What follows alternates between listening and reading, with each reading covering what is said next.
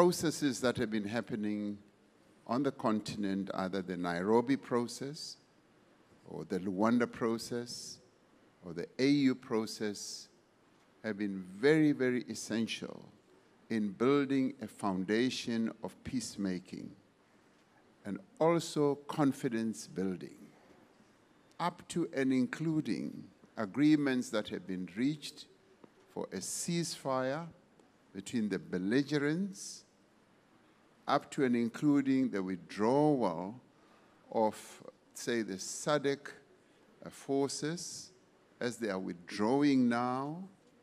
I mean, people may think that President Kagame and I are in conflict, and some of you may have thought that there's going to be fireworks as we're sitting close to each other. It is wonderful to see you agreeing and not contradicting each other. You're all thinking it.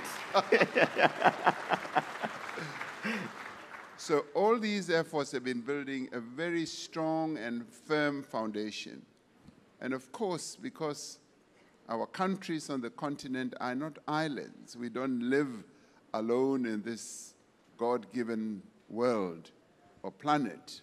We have to interface and interact with others. So whatever contribution others can make who are extra African is important. But in the end, we must also remember the principle that we have adopted as Africa, that African problems or African solutions for African problems. In the end, and President Kagame knows this, whatever discussions are happening, in the end has to be endorsed, signed off, and owned and appropriated by us as Africans. Because this is our continent. We are in charge of the future of this continent, and we must build peace ourselves because we live on this continent. And therefore, we have a deep responsibility to ensure that peace does indeed prevail. And what they are doing with Qatar, US, or whoever is part of the peace-building process. But it is inherently African.